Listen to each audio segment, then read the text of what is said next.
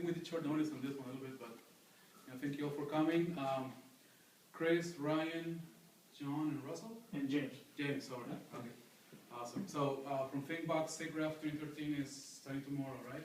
Yeah. And Chris and team are presenting, and they're awesome enough to stop by and show us what they're doing. Yeah, I guess the other shout out is to Real Office Centers who are hosting us tonight. Their representatives couldn't be here, but they do leasing for freelancers and things like that, and entrepreneurs, and so they have office space that they lease out if anybody's interested in that. How many days you got the pizza? Yeah, and Tengen special pizza. We also got a special message from OC PHP. If anybody does PHP, they're gonna meet up on Wednesday. And what I heard is the group doesn't meet that often, so so it's a good opportunity to go and learn some stuff on PHP. So for that, Chris. Thanks. All right. Awesome. So I'll give you the initial tour of ThinkBox. So ThinkBox software is a visual effects. We used to be in visual effects production. We were a company called Frantic Films, later on called Prime Focus, and we worked on movies since '97. Our first feature film was a film called Swordfish, and then we went on to movies like X-Men. And during that time, we determined we needed to have our own R&D team in-house. So we started writing our own software because the off-the-shelf software didn't do the things we needed to do. So when you're making a movie for visual effects, oh look at this text. So we created an R&D team internally, and we created these tools. And one of the things that you're doing when you're creating visual effects shots for movies, you're rendering frames. So rendering is just like processing data. So you're building your 3D, you're compositing, you're encoding, you're debayering footage for clients, whatever. And so, it's a major project we worked on, like Avatar, which is the last feature film that I worked on and supervised directly. We were generating on that project, well, actually Clash of the Titans, for example, 75 terabytes of data every few days. And so we had written a tool called Deadline, which is a rendering toolkit that manages all of our renders. So back when we first started, there's a couple of different render managers, but they're very specific. So it'd be, you'd have an Autodesk product called 3 Studio Max, and it would have its own render manager. And another product called Digital Fusion for compositing would have its own render manager. And so we wanted to create a tool that would let you balance the processing demands of your render farm, or your, I guess that's technically a private cloud, balance the resources across all of these disparate applications and render these individual frames or portions of frames. So in 2010, we exited production and decided to focus only on software. And we took our products that we'd built internally for all these movies and took them to the marketplace. And we were 5 people, now we're about 30. And we're at SIGGRAPH this week, and we've got 9 products, but this is our most successful one. We're in our 6th incarnation we just released.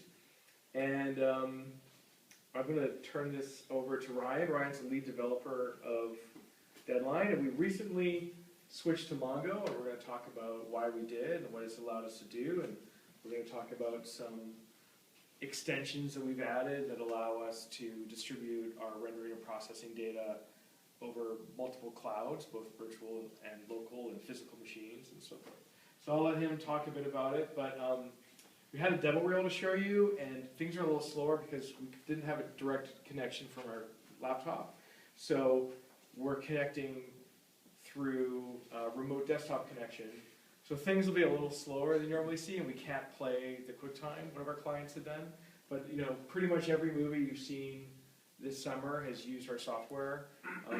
I know that After Earth and Oblivion and Pacific Rim and Star Trek and Die Hard and gosh, what else came out this year? Pretty much everything. All those movies use our software. So yeah, I'll turn it over to Ryan. Okay. So yeah, so I'm going to just give a kind of an overview of Deadline, and to start off, just so you guys know what it is and what it does, and then we'll get more into the nitty-gritty of how it actually uses Mongo in a little bit. So.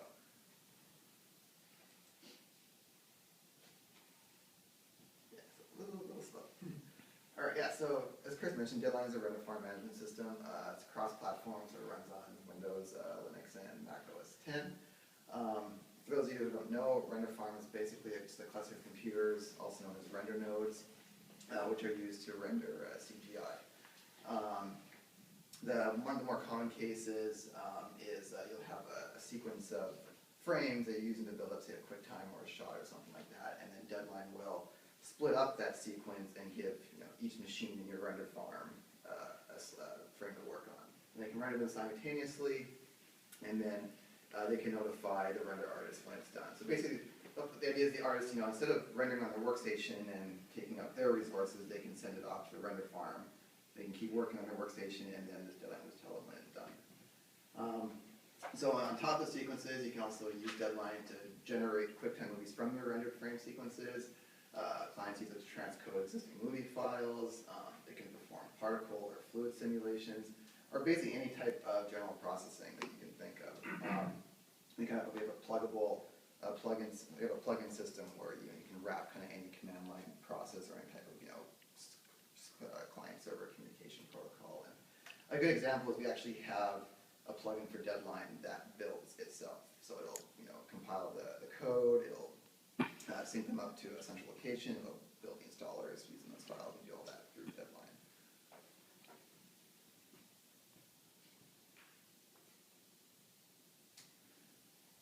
Alright, so I'll go into what a Deadline job is.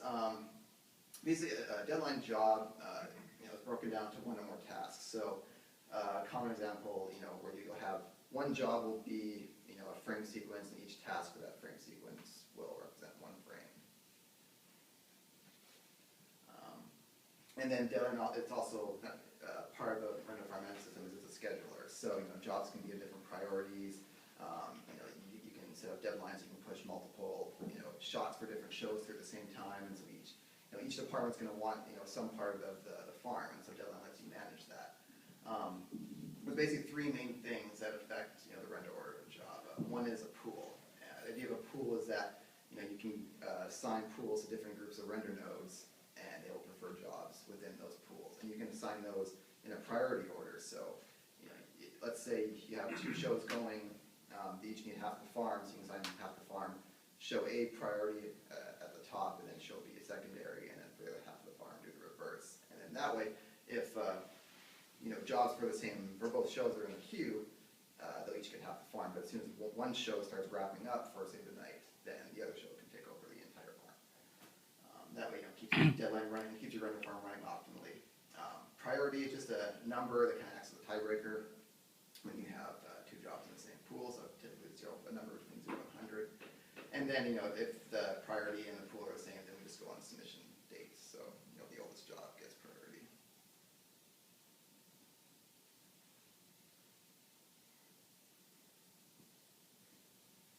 So Deadline has two main applications.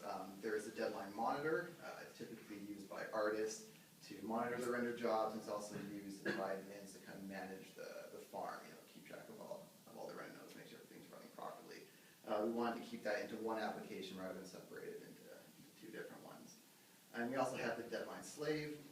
This is what runs on the render node, and the slave is what dequeues a task from a job and then controls the rendering process.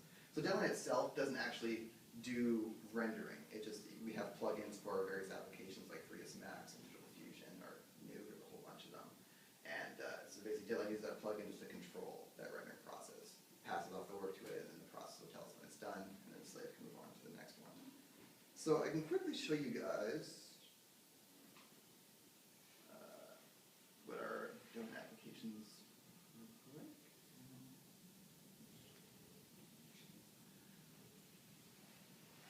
All right, so this here is the Deadline monitor. So we have many different panels inside the monitor to use to show different types of data. This is basically the default layout. So here you have all your render jobs. You have different various applications. You have 3ds Max jobs, Nuke jobs, and then, as I mentioned before, so each job is broken up into tasks. So I apologize for the font. But yeah, so this here is a job with 118 tasks there. So basically, when the farm is, running, you'll see your tasks here going from queue. When they get picked up, they'll be in the rendering state, and then they'll be marked as complete when they're done. And then we've added like these graphing systems, so you can kind of see at a glance, what state your jobs are in. And then down here you have all your slaves, so you can kind of see what your render nodes are doing. So this would probably be the typical layout that someone might use, but. And then we also have this is our render slave. There really isn't too much fancy here. It'll show which job it's working on. You can click on this button to bring up the slave log. And in most cases, like when we're rendering something, the program will write standard out, and we can view that in the slave log here, or we'll store it in the log when the job's finished.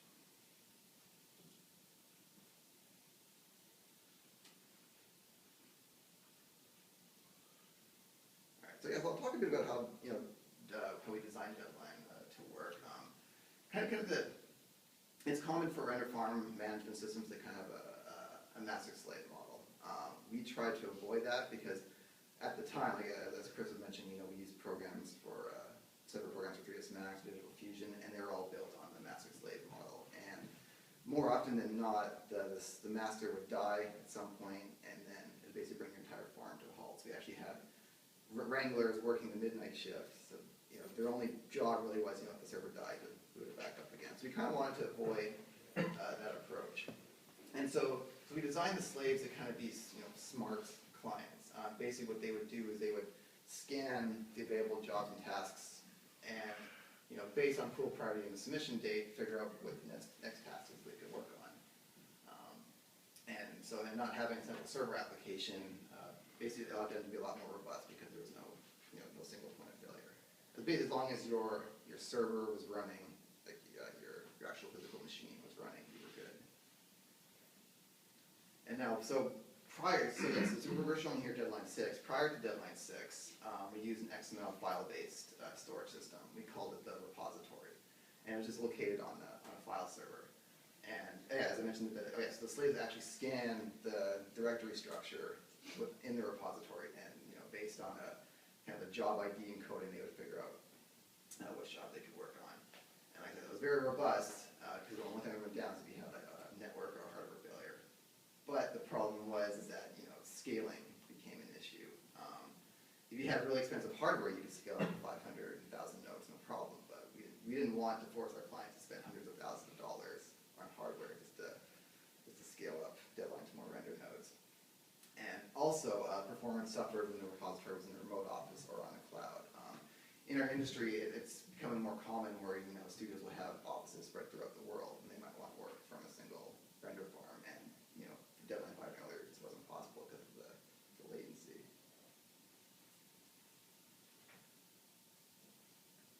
So when it came to start developing Deadline 6, we sat down kind of, we figured we had to rethink the way we did things. So we wanted Deadline 6 to kind of be the foundation for us for the future.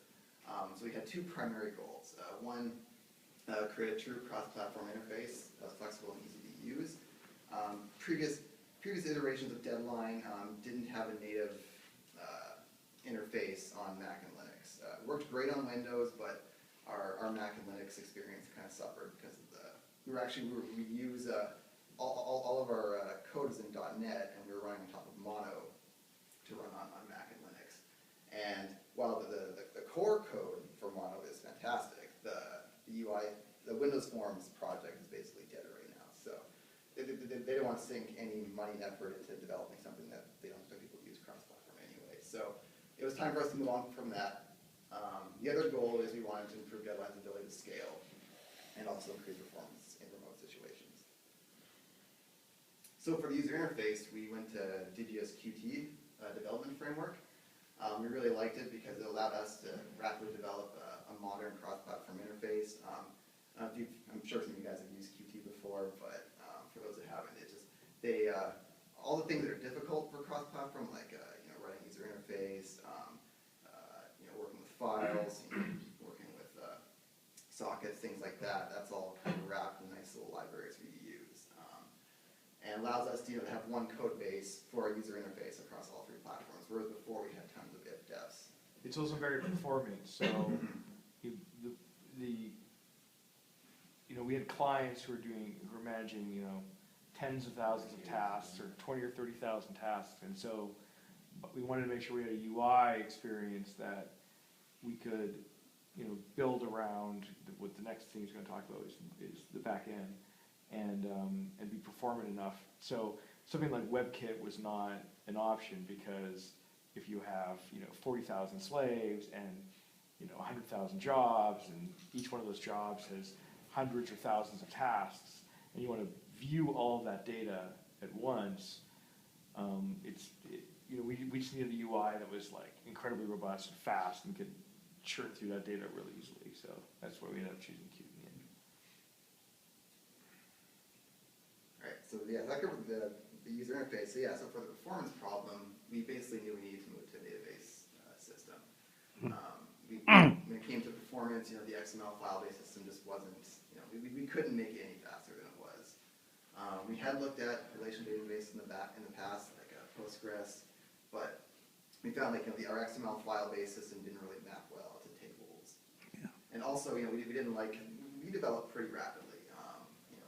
We're throwing in new features every week and stuff like that, and we didn't like that we had to go and write little SQL scripts to update our tables every week. And it didn't match our development style, so that was kind of a pain.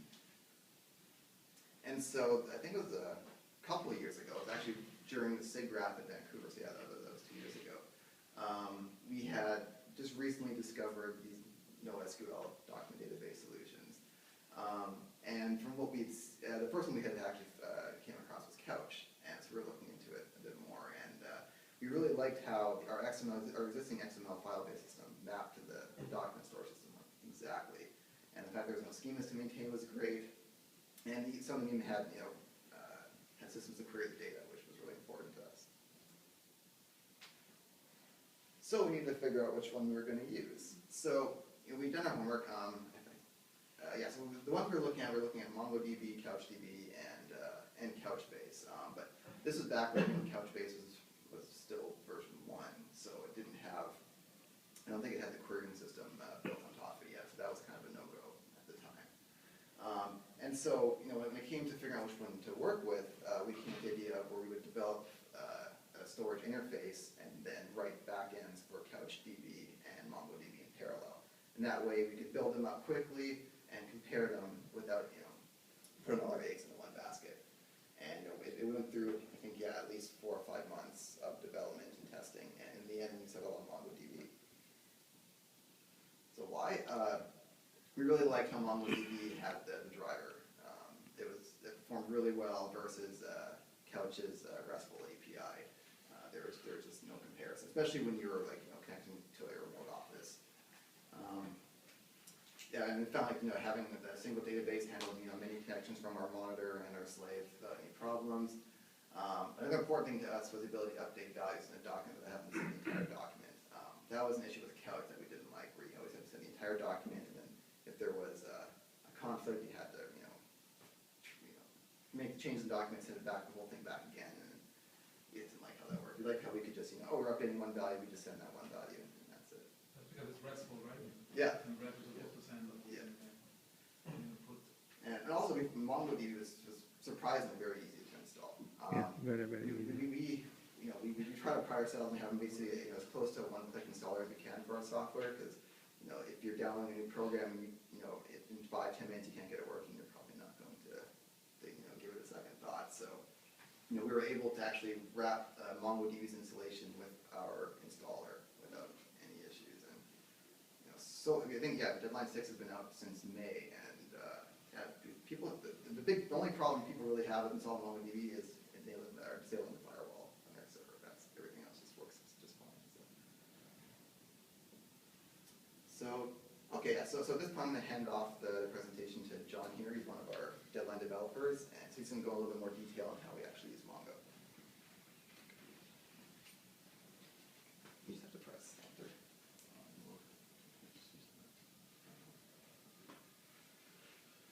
So I guess to start off with, I'm going to go over a bit sort of what our problem space is, so that we can talk a bit in a bit more detail about what kind of issues we encountered and what we ended up doing for them. So first I'm going to talk about what kind of data we're storing.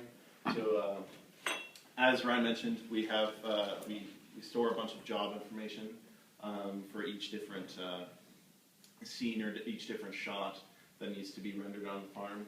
And that includes stuff like just the render information, like where are all the assets, where are they sitting on the network, what the current status of the job is, like how many frames are completed, and all sorts of other metadata.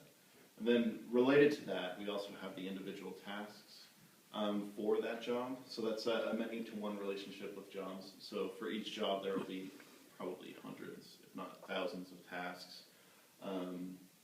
So we need to keep track of those individually. We need to make sure, like, so that'll have stuff like which slave is currently working on it, and again, it'll have progress on that as well, and some more status information and stuff like that. And then again, we also have information on the slaves themselves, so that's for each slave, which really varies widely according to the client. Like some of our clients only have 5 to 10 slaves, some even only use 2. But we also have other clients that have 500 to 700 to nearing 1,000 slaves on their farms, so that can add up pretty quickly as well. And another thing we keep track of as well, which is pretty straightforward, is just render statistics and resource usage and stuff like that. Yeah, when we talk about a slave, we're talking about a discrete compute unit, so. Right. So a client like Allura with 1,000 machines probably has 8,000 procs or 16,000 procs. And there are big companies that have, like Weta, who did Avatar, and they're in New Zealand, they have 40,000, they're not a client of ours yet. So they have 40,000 discrete computers, so in terms of procs, they probably have 160 to 320,000. I'm not sure if they're quad-core or eight-core. Right. So yeah, and in addition to statistics, it was just real slow. We're also storing log metadata. We're not storing the actual logs in MongoDB because we're storing the text logs on a discrete file server, and we zip those up to sort of save space. But we have metadata as like what the actual, if any errors occurred, or and actually where the actual log is stored and that kind of stuff. And we also store some random configuration settings. We also have a few other things, but these are the big major ones that really impact sort of how we do our data modeling and what most of the load is coming from. So now I'll sort of talk about the 2 client applications that we have that Ryan mentioned that talk to MongoDB. So we have the Deadline slave, which is, again, our application that runs on the actual render nodes. And the slave is, while it does do the job scans that Ryan talked about, it sort of does that at a irregular interval because it'll spend most of its time really rendering. Then once it's done with the job, it'll move on and then do another read and then do some more rendering. So most of the time it's rendering. And while it's rendering, it's updating its status like once every 10 seconds or so. It's configurable, but it's mostly a write-heavy application. So it updates the task information, it updates the slave info, and it logs statistics for when it finishes a job. Now the monitor, which is our main monitoring application, as you can guess, it's a read-heavy application. It does a few writes every once in a while for like configuration stuff, or if you're setting any kind of overrides on slaves or jobs or tasks or resetting stuff. It'll do writes, but mostly it'll just do reads. And I don't think Ryan mentioned this earlier, but the monitor UI is always, it's auto-refreshing. There's no refresh button, so we're constantly polling the database for new data and checking to see if anything's changed so that we can update it in the UI without the user having to do that manually. So it's extremely read-heavy, so it tracks all slaves, all jobs. It tracks the tasks for your currently selected job, and it tracks log metadata for your currently selected job as well. And so when you're auto-updating all of that stuff, it can add up to a lot, especially like the bigger the farm you are, the more data you have, the more often it's updating. So it kind of becomes an exponential scaling problem once you start having thousands of slaves and hundreds of artists all having monitors open. Yeah, and our clients, they look at their logs, and they want. I mean, a lot of these renders are hours, but some are seconds or minutes, and the more time they want their processors to spend all of their time rendering the data. They don't want them idle. So, they're really it's. I wouldn't say this is like a real-time application, but clients certainly want. They don't want like minute delays between tasks being assigned to a slave, for example. So, because that adds up really quickly when you have hundreds of thousands of tasks on your render farm that cost money. So, we're aiming for seconds in terms of update on these larger infrastructure. So yeah, that's kind of the basis of the problem space that we're working on, and really most of the problems that we ran into using MongoDB, while it is super useful it is super simple to use and pick up. We did run into some issues with how we were modeling our data, because before we were kind of doing it kind of brute force, just storing everything in XML, just dump it in there, and it'll be fine. And like the one thing that we did sort of come to learn with Mongo and probably most NoSQL databases is that there isn't really a hard rule on data modeling like there is for SQL. Like SQL has all their normal forms and BCNF and all that fun stuff, where pretty much you can look at your data set and go, okay, these should be in their own table, these should be broken out in their own, and everything sort of links together, and everything is all referenced.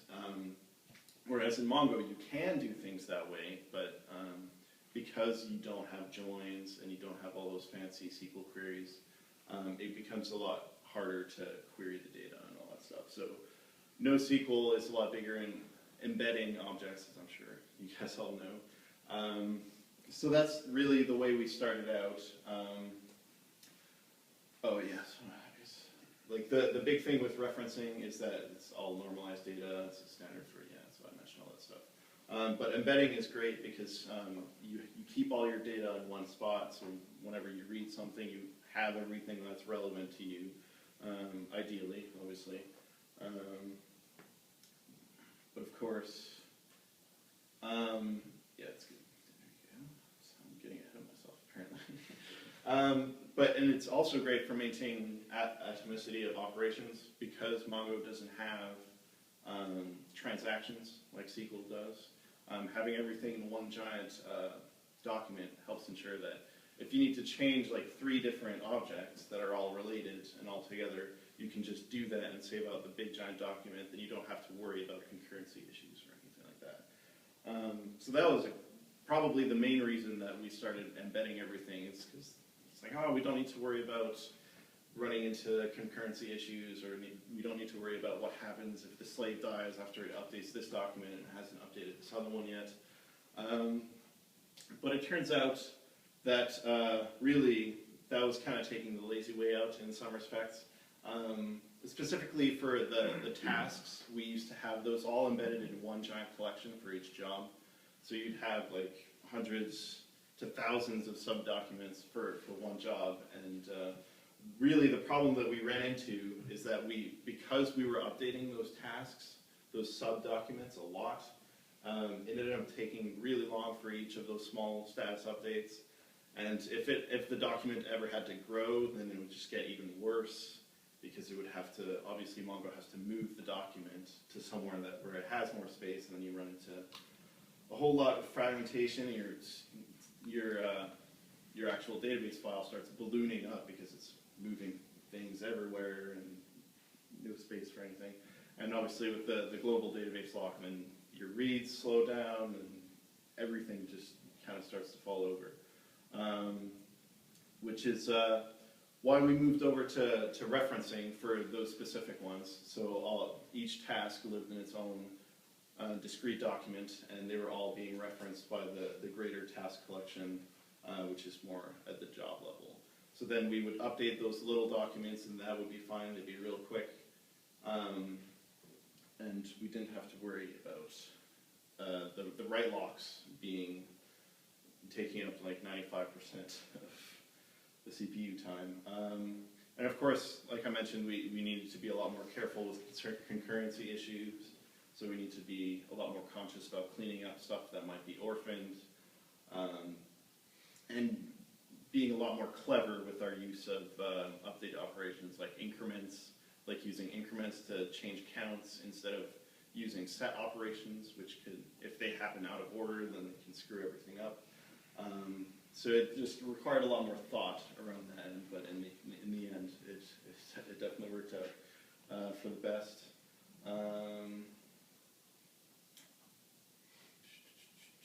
Yeah, that already.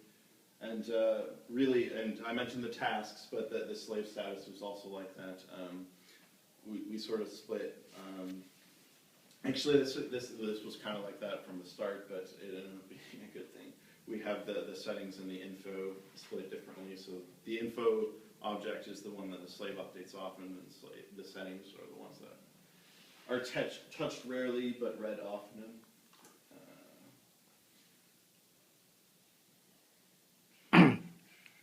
And then we kept embedding like our job statistics and stuff like that. All the statistics we keep are still like just big giant documents that are all nice and embedded, that when you read them you have everything you could possibly want for that data.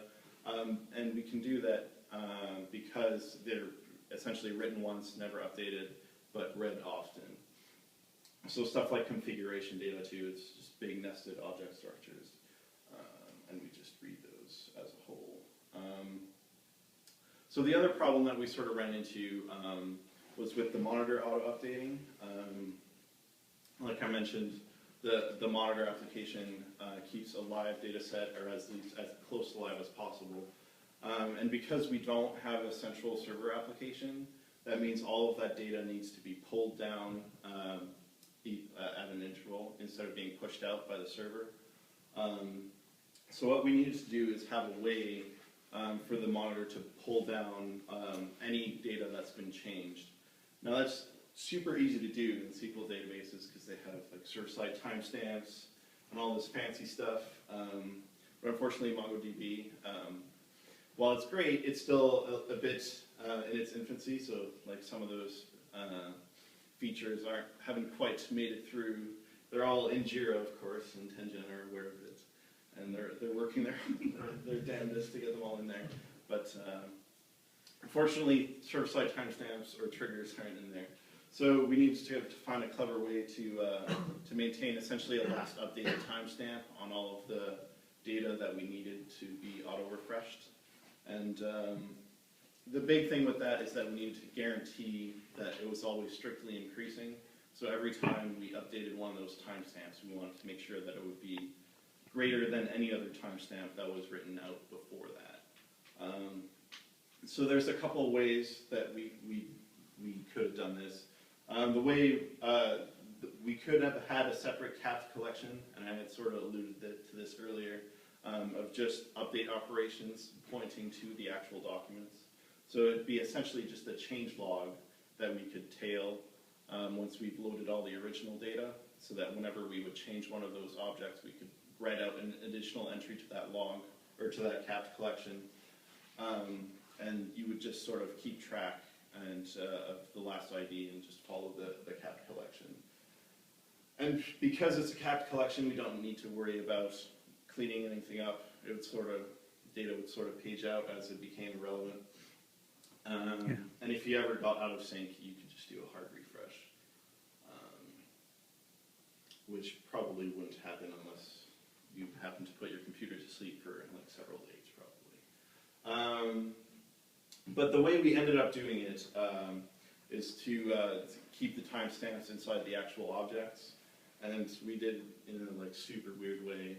But essentially, whenever we would update one of the objects, we had a really tiny server-side JavaScript function that we would call that would both pull down. It would create a new datetime object, and because that was created at the server side, it was guaranteed to always be increasing, strictly increasing, because of the lock that it takes out when it executes the JavaScript, and then it updates the object with that as well. So we just essentially make a second call once we've updated the object to update that timestamp, which will then flag that for any other monitor that's looking for it. and of course, we index on that timestamp, so it's not like killing the database every time it does one of those queries. But the catch with that is because we're using server-side JavaScript execution to update the collections, we can't shard on any of those collections, which for the time being is not really a problem for us because none of our current clients need sharding to scale out to with MongoDB, because MongoDB is so much better even as a single shard than our previous solution, which was the XML file-based stuff, that none of our current clients need sharding to support their farm.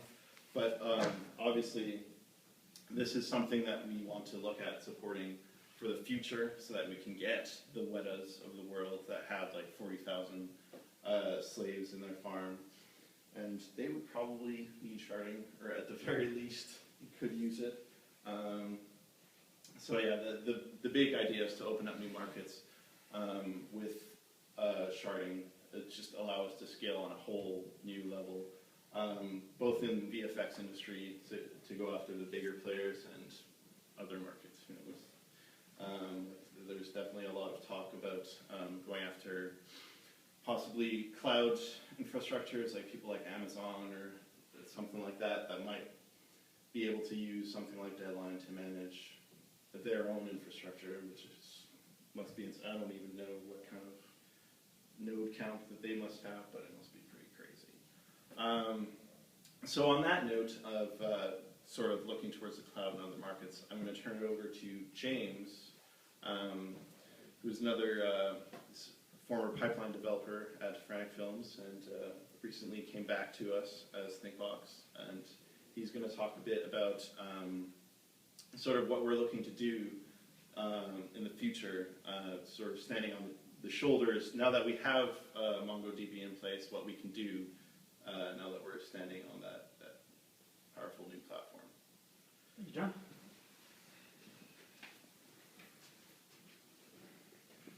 All right, so VMX, what we wanted to do was, there's this crazy new thing you probably heard of called cloud, and it's gotten to a level of maturity where you can actually use it for a change. And we wanted to give our customers the ability to make use of that. Historically, what our customers would do is they buy they have a room and put a bunch of blades, or they put actually old school computer boxes just on shelves and build a compute farm that way. And then advance to where you could use blades. And if you're using a private cloud, it's not all that different. But this was before the day of private clouds. So now that we have private clouds, we have public clouds. We wanted to give our customers the ability to do that, and that's what VMX does. Is it extends Deadline to render anywhere by using it, by allowing it to talk to private and public clouds. And we can talk to almost any solution that has an API that lets us do a certain set of operations. You need to be able to tell it to start an instance and stop an instance and tell us the status of an instance. And a few more things in that, but generally if it can do those things, we can talk to it. So as with much of Deadline, we want to give a lot of control to our clients. So we tried to create it in a way that if there was a cloud that we didn't ship with it, that if they were good at scripting with Python, they could add it, or they could just ask us and we'll talk to the people and add it. So that's what VMX is. It allows Deadline to talk outside. Let me show you private cloud where resources are fixed. VMX will bound. Okay, so this is a little bit more about what it does. So when you're using a private cloud, you essentially have a room full of boxes, and you may not have the budget to just go out and buy more when you need them. So you've got a fixed set of compute resources there, and you want to sort of decide what they're working on kind of dynamically. And what VMX will do is it will balance which VM instances are loaded. So, essentially what happens is in the visual effects industry, they use all kinds of software. They'll use Maya, Max, After Effects, Fusion. I mean, it's an endless list. And even a small studio might have a dozen different applications that they're trying to run. Unfortunately, some of those applications only work on certain operating systems, or certain versions of operating systems. And so you can get into a situation real easily where before the day of cloud, you've got a bank of machines, you want to get maximum utilization out of those machines. But you can't, because half of them you have to install Windows and half of them you have to install Linux. And that means that if you don't happen to have any Linux jobs going, then your Windows machines are maxed out, but you've got half of your machines doing nothing. And that's just not effective. Now, sure, you can dual boot those and you can manually manage that. When you start getting into anything more than a dozen machines, that's just not practical. The cloud is cool because it solves that. You've got a compute node, you can run a virtual machine, and the virtual machine can be built up to do whatever you want. So you've got lots of really interesting power there to run any application that you want on and you can keep that bank of machines busy. But with that comes balancing of deciding what to load, which VM instances to load. So I won't go into the details, but inside the Deadline interface, we let our customers decide which kind of jobs can work on the cloud, how much they cost, and sort of what their priority is. If you're using multiple clouds, it can decide which order to use clouds in. So you might be using a private cloud for most of your work, and then every now and then you have a big demand spike and you want to spill over into public cloud to pick up the slack temporarily. It's a little more expensive, but it picks up the slack, gets the job done. So you can prioritize stuff that way. So private clouds, you can balance the resources you have. Public clouds, you can auto scale up. And you can set a budget value so you don't break the bank on one number.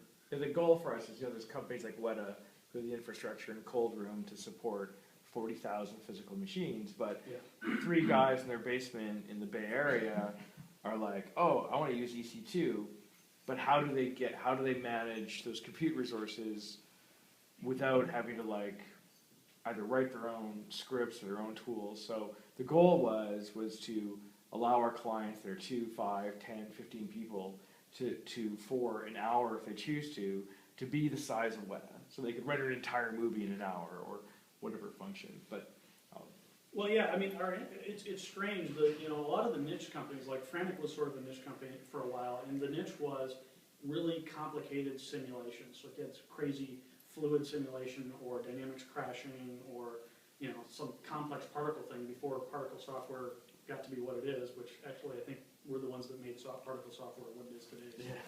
So anyway, before we commercialized it, you'd have this massive compute problem, and so we were always stuck with the farm that we had, or we'd run out somewhere and try to, hook up a bunch of machines and image them real quick, and it was very painful. But with cloud, we kind of solve that, because if it's a private cloud and you have it configured right, it can actually provision, a new compute node in a matter of minutes. And of course, on public cloud, if you have your VM instances configured on your public cloud, then you just basically tell it how many, what your budget is in our balancing application, and it will create up to that many. So I think I have some UI. There we go. This kind of gives you a sense of the pluggability of the system to support multiple cloud providers, and you turn each one on and off, the preference order that it gets used in, your budget. The budget's sort of an arbitrary number. You can use real live money, or you can use how many virtual CPUs you have. You can use how much hard disk space you have. You define your cost and budget however you like. And then another thing that happens in our industry is there's inputs to the rendering software. So it's not just a 3D scene file. It's things that artists have painted. It's motion files and stuff like that. And you can't generate the rendered frame without that input data. It's fine if you've got a private cloud and you're accessing your local file store, but if you are using a public cloud, you've got to get the data up to that public cloud. Well, you don't want to try to process a job when the data isn't there. So we have an asset checking system that runs on each cloud region that you've enabled and keeps track of what assets are there. And then if the system's when it's doing its balancing process, it'll look at the jobs in the queue and say, does this job have those assets, if you turn on the asset checking. If it doesn't, it'll skip it. It won't consider it as part of the eligible jobs for cloud computing. And then for individual jobs, this interface just kind of shows some of the control that you have for each job type. Like, these are different applications, And then for each one, you can choose which sort of hardware size you want, virtual hardware, and then which OS image, and of course, these would be images that you've customized to work for that application, and on each different cloud. So this is on per cloud region, you actually control how this, which things the software uses. And it's kind of cool because, if you're using Krakatoa or whatever application, and suddenly you decide, it's underpowered, the instance you've chosen is underpowered, you can pick a bigger one, give it a little higher number, You choose how you associate the cost to the instance size. Like I say, this is an Amazon cost, but it could be whatever metric is important to you. And then this is the balancing application, and what this does is it looks at the whole queue, it looks at all the stuff that you've configured and said, which jobs can and cannot work on the cloud, and their costs and all that kind of stuff, and it gathers all that up, and then it passes it off to a little algorithm that decides which VMs to start and stop, and where to start and stop them. And then once it has targets, it'll come up with targets for how many to start in each region. Let's see, 4, 4, 2, 2, whatever. In the last stage, it will then go out to those different cloud regions and make them conform. Start more of these instances, kill some of these. So as the demand in your queue shifts from, say, Krakatoa to Maya, it will start shutting down Krakatoa instances and start pulling up Maya instances, all within your budget controls, so that you're not going over your budget, or whatever the budget metric, whatever is important in terms of cost or virtual CPUs or whatever. And I think I just have a picture of the deadline interface again. Here's your various jobs. Here's the task for the currently selected job, the task list. Over here are a bunch of slaves that are running. This is the slaves have started up and they've reported into the repository that they're there and running. These are classic render nodes. These are old school. In other words, you've got a physical machine, you've installed an operating system on it, and you've installed a slave application, and you've installed a number of processing applications, Maya, Max, whatever. Those work just as always, but then we added an OpenStack cloud to our up in our Winnipeg office, a small one. So these are actually provisioned through the balancer, and it's starting up 4 OpenStack instances. These ones that start with IP are actually running on the Amazon EC2, and these couple up here are running on Microsoft's Azure. So this is just an example of using sort of 4 different areas, and there's really no limit. It just comes down to how many clouds you want to configure. And perhaps in practice you would only use 1 or 2, like a private and public, but everyone has their preference on which private or public they want to use, so we want to be able to support everything. Yeah, like for example, like you have an MSDN license, you get so many Azure credits per month, but maybe you prefer to use EC2, but you don't want to give up those Azure credits, so this could on demand be spooling up your whatever your process, wherever it is, your website, your rendering process, your encoding process, or whatever, and using Azure, and then as soon as you hit your budget, because you don't want to go over that credit, could shut them down and spawn them on EC2 instead. Yeah. So back here, these are the different, there's your 3 regions that are configured, and this is the applications that have been enabled on those regions. And if you expand out one of the applications, you can see which instance. It's the same thing that I showed you in the other configuration. It's just a different place to view it. So anyway. And Mongo allowed all this to happen. Yes. I told you all that so I could tell you this. Actually, my slides are kind of weird all of a sudden. I'm not sure what's happened here.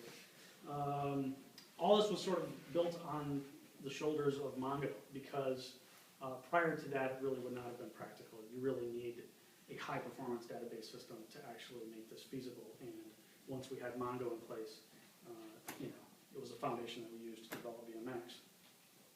Retrieval of job metadata is substantially more performant compared to our file-based system, which John and Brian have talked about, and more so the case when your slaves are spread all over the place, because as Ryan was saying, if you're connecting to a remote repository doing file operations, even if it's something as simple as reads, are deadly slow, whereas with Mongo database, it's pretty snappy. So does Mongo run the same place where Deadline runs? The same box? It can or it doesn't have to. So you've got a repository, and that's sort of where a bunch of report data and plugin data is stored. And then you've got the database, which is sort of the live version of all the stuff going on, the status of everything. Those can run in the same place, or they can run in different places. It's a configuration choice, so Yeah. whatever's So- optimal. You know, I'm the founder of the company. My mandate, you know, before we go to questions, was simply like, you know, when I forced the developers to develop the Mongo and to develop Deadline 6 with the database remote on purpose, because we wanted to make sure that, because when we first developed Deadline, you know, we had a pretty good infrastructure. It was all local, and when we started selling it, we realized that a lot of people have terrible infrastructure. And so we had done things that we relied on, we have, you know, a performant network, for example. And there's a lot of networks that aren't performant. And so what we were able to do was, you know, by forcing them to, you know, because I would test every build with the database in Winnipeg, and I live in Los Angeles, so everything was over a net connection.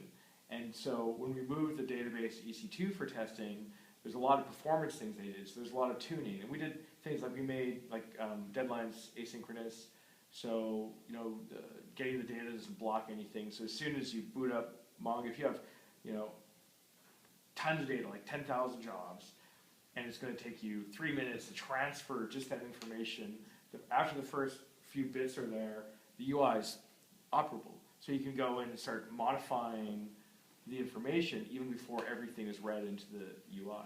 And so we did things like that because we wanted it to feel performant and feel fast and not have anything blocking. And it's worked out really well.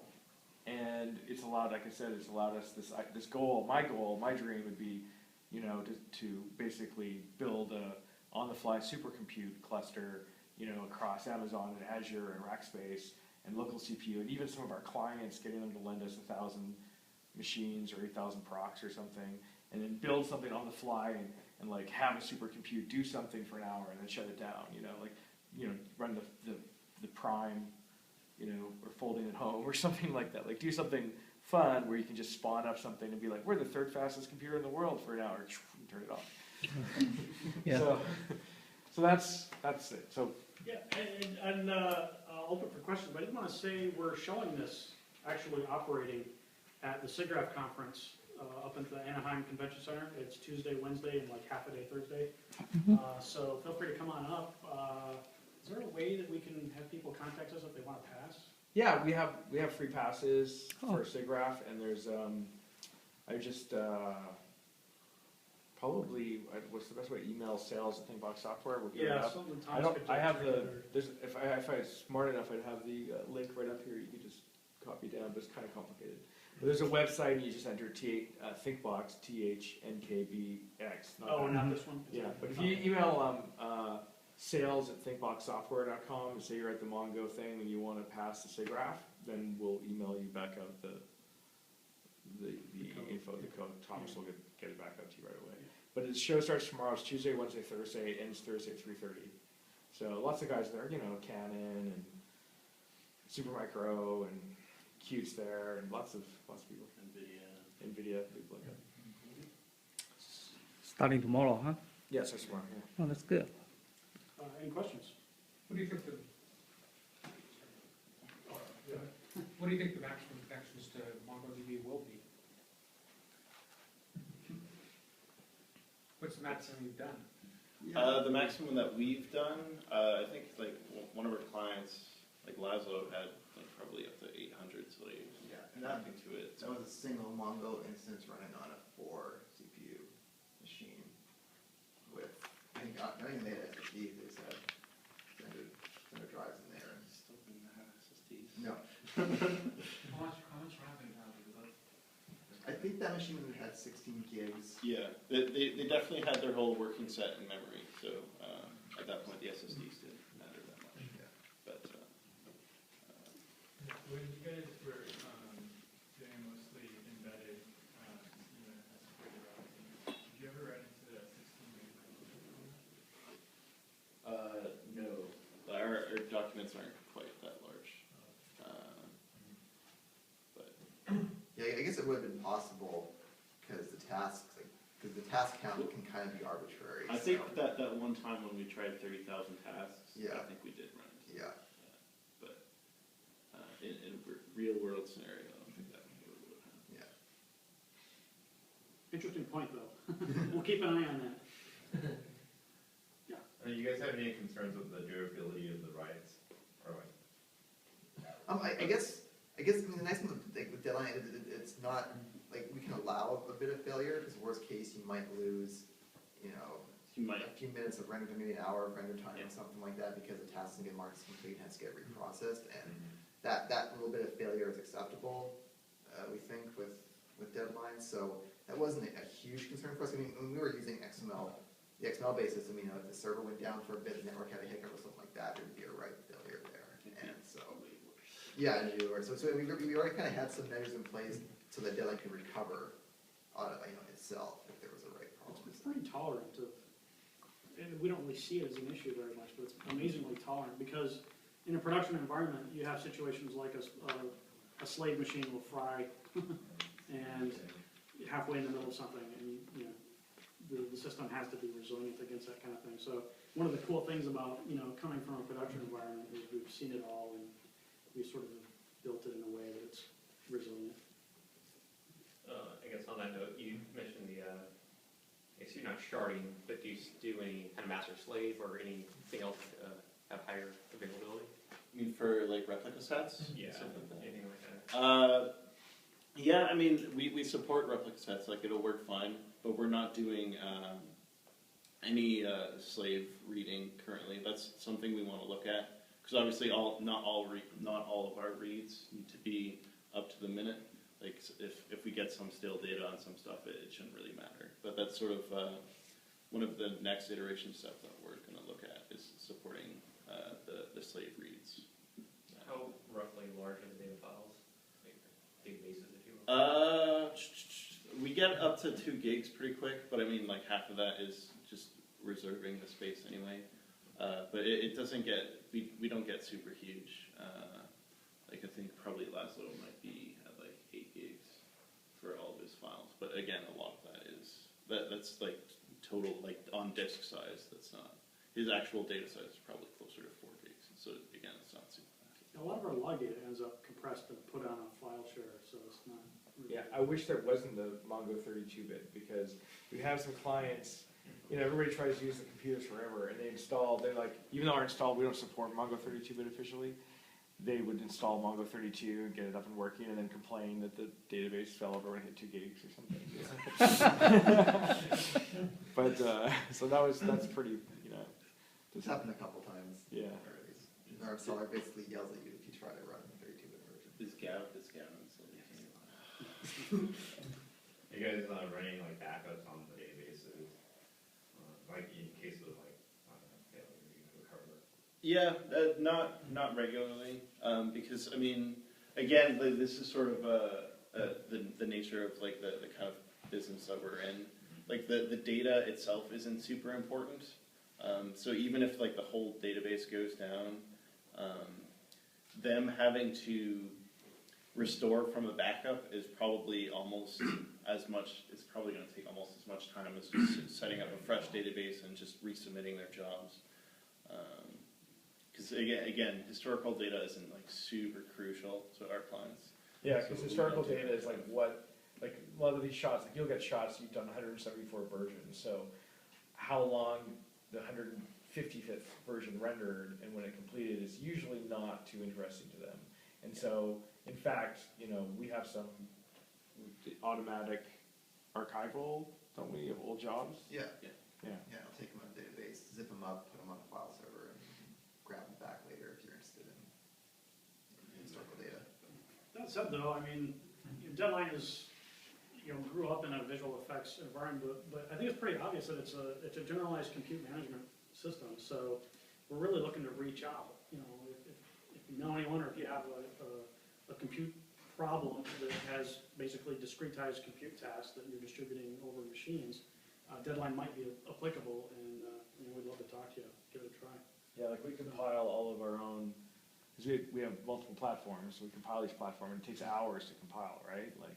Yeah, it's under 2 hours for the full. Yeah. Yeah. So we use Deadline to do our own compiling. We automate that, but we have other products, and we're bringing them online to compile them as well. So the Krakatoa, you know, we're doing you know, Ubuntu or CentOS or Red Hat, I don't even know, like a bunch of different, we do 32-bit, 64-bit, you know, Windows, we compile for different platforms, different plugins, and there's a lot of there's the standalone, and there's the Max version, and there's the Maya version, and so there's a lot of compiling going on for that, and a lot of iteration. So one of the things that we keep banning about is taking Deadline and taking the ability to spawn VMs to create test environments, so you could like spawn all of your compiles across all of these different platforms, and then run a VM of each of those platforms and have a test script, run the installation, and start doing some unit tests or testing on your builds to make sure that they worked on all these different platforms. Because, you know, it's getting crazy for us. You know, it's like there's so many different platforms, and you know, like it's there's actually a couple products that kind of work in that space Yeah. already. Like MeisterDev, for example, deals with hundreds and hundreds of VMs spread out all over the place. Yeah. But it's got a web interface. So. Yeah, and that's what we're trying to get to is this. What when we show this to people and when we've looked at competing products, there's also a cost difference. I mean, we sell the software, it's $185 per machine, and so like something like VMware DRS is dynamic resource scheduler, and then I think it's $1,650 per processor.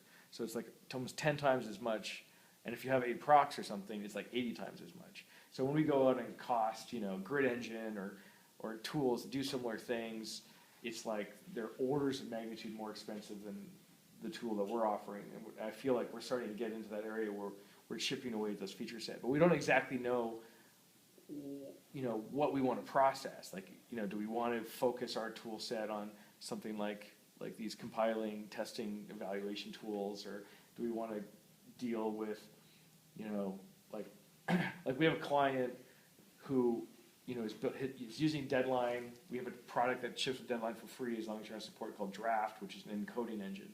So we have clients who are doing like their own watermark of their footage automatically, all of their own encoding. They're basically using Deadline as an encoding engine.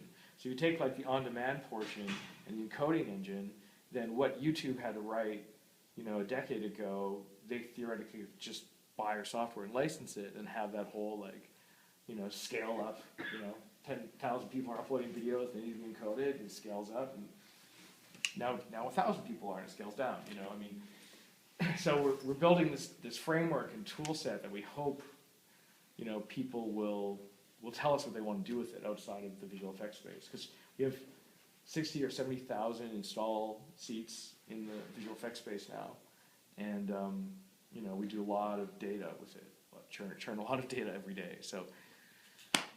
You know. Have you done anything with stock market? Not yet. Not yet? Yeah. That was on our, you know, hit list. Yeah. But one day we'll go to a trade show and see what's out there, because we're not even completely aware. We just, you know, know from our clients and you know, we're just looking out. It's all Python based. So scripting, anything is all based on Python, so that you can pretty much connect anything to it, you know. For your monitoring application, have you looked into anything like sockets or like socket IO to do that real-time pushing? So like it's like Mongo would push out to. Yeah, it's like a fire hose, you know, like it stays open. So I guess maybe you should look into that. Yeah, no, we should. Yeah, no, we haven't really, because it always was a pull application. That's how we modeled it when we developed it. So we didn't. Were you thinking like a UDP push out? I think it's socket.io. I think it runs on top of Node.js. Oh, this is a specialized socket software? Yeah. Okay. Socket IO? Yeah. Okay, yeah. Okay, yeah. We'll definitely check That's it why out. we come to these. Yeah. Also, I was wondering, because you're uploading assets to, you know, these clusters. What type of like assets are these people generally using? Is like raw video files? It can be image data, so like artist paint textures. We have a lot of texture data. It could be film plates, so the background plates, or video data. It can also be other things. It can be motion capture data or simulation input data.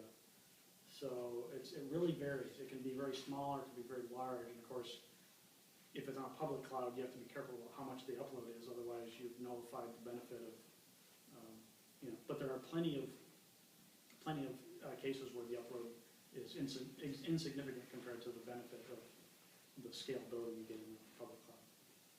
Yeah, like we have a product called Krakatoa, and it renders billions of points in seconds, and it's like the opposite problem. The data set that you usually read from would take hours upload, and you could probably render the entire sequence on a laptop, because the rendering part is incredibly fast. So, people keep saying, oh, we want to render Krakatoa on the cloud, and it's like, okay, but, you have to create all your simulation in the cloud first and have all that storage. So that's a potential if you build it there, but, like we've worked on shows where we literally would have, 150 terabytes of simulation data. You could render it in hours, but you couldn't transfer it to the cloud to save your life. So, and we were decentralized. The last company I worked at had how many locations around the world? 17 or something, with thousands We of couldn't artists. keep track of it ourselves, they were adding new ones all the time. Yeah. So the previous company I was at, Franek, was acquired by Prime Focus. They're an Indian company, and so they had like 7 sites in India, or 10 or something, and then London, 3 offices in London, and New York, and Los Angeles, and so on and so on. And so when you're decentralized like that, we had to that's why we built this tool, because most companies are decentralized. They have a render farm at each location. And so you'd be in a situation, in our case, the Winnipeg farm would be idle, and Vancouver would be like oversubscribed. So you'd have like all these jobs in Vancouver, and they'd each have like 300 or 400 computers. And so we were like, we have to transfer this stuff internally. So we started automating the process of transferring the data.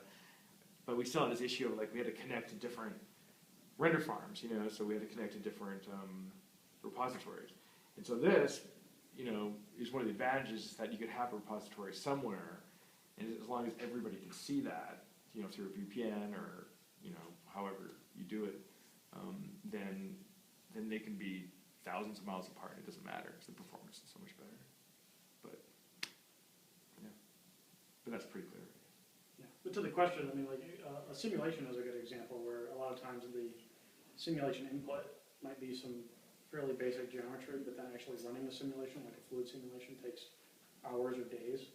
That's a good cloud operation, because the upload set is small, it's a huge compute problem. The download set's manageable, but usually your download bandwidth is a little better anyway, so.